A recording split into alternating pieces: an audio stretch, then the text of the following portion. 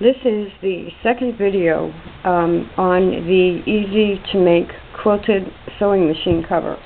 Now you can see I've already gone ahead and pinned it.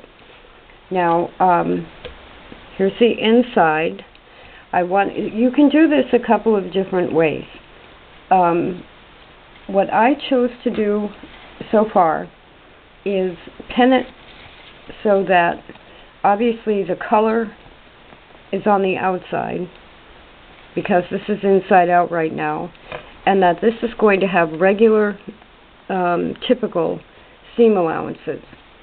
The other way that you can look at this whole project is to make it like a rag quilt. So pretend this is right side out, and you would pin this the same way, only when you stitch it you are going to be using a kind of an exact 5/8 seam allowance, a little bit, maybe 4/8. But you want to be able to catch all the layers. And then after you stitch it, you would clip the seam allowances, trim this off, and clip the seam allowances, and it can be a rag quilt type version. But what I chose to do this time is to make a more traditional one. Now, you saw in the first video a 20 square patch of fabric, which makes up the majority of the piece. Before you pin it together, if you want to finish the bottom edges with bias tape, this is double fold bias tape. You would need one package, and it's easier to stitch it when it's flat, obviously. So you would just cut a length for each of the short sides of that square and pin it on just like you would a quilt. Now you want to be careful when you pin it, because as you can see here, the pins pull it up a little bit. So you would actually want to be stitching it on this side so that as you go over the pins, you're getting everything flat. So that's one choice, is to finish the two short sides of the larger pattern piece with bias tape. I'm going to do it kind of all at once, but it's easier when you do it flat.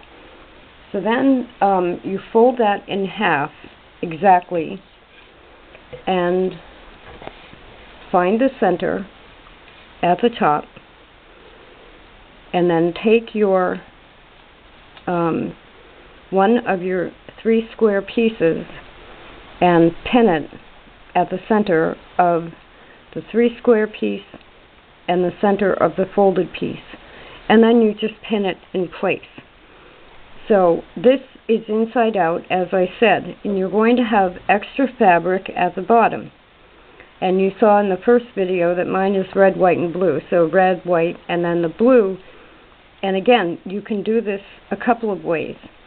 If you're going to make the rag quilt version, you can actually cut this right off and leave off the bias tape and go once around the bottom with, again, a 5/8 seam allowance stitching, and then trim the whole bottom, and you'll get all that rag effect at the bottom.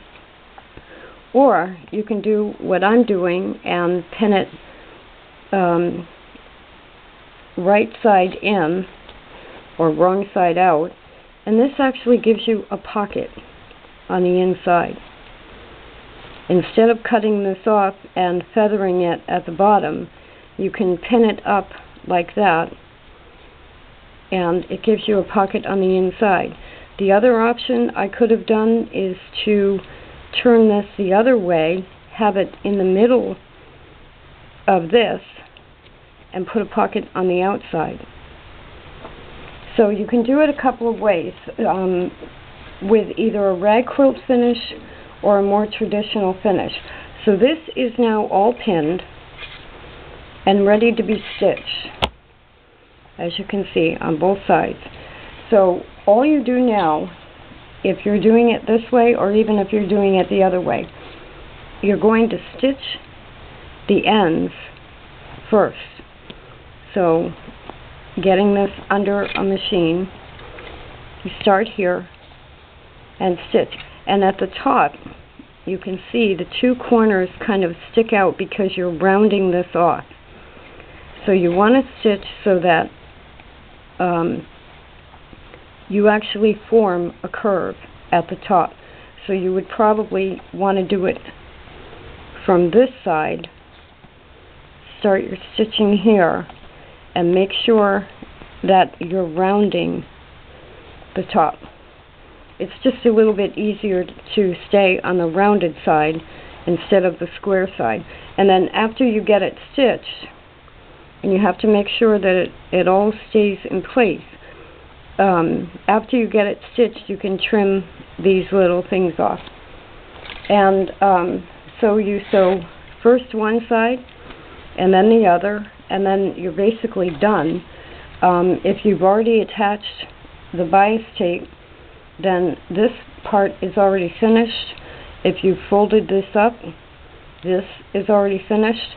But I would still go along, and if you have bias tape on there, I'd make it just above the bias tape. I would then put this under the machine and go completely around the bottom once. Whether you're doing a rag quilt effect and are then going to trim into the seam allowance every 1/4 inch, or whether it's going to be like this. It just gives the whole thing more of a stability, that it's not 3 pieces, it's 1 piece. And then, as in this case where I have it inside out, I would just flip it like that and put it on the machine. It's very easy to do. It's kind of a fun project for piecing. Almost any piece or quilt project or any sewing project is going to have some leftovers. And you can make these all the time and change the cover on your sewing machine whenever you want. Very easy to do, and the one package of bias tape has 3 yards. And obviously you only need about, well, I cut it long, so 20 inches on each side, and then I trimmed it. You don't want to try and stretch the bias tape. You don't want to tighten the bottom of the cover. So very simple way to do it. You can show off any aspect of your quilting or tying. Easy project to do.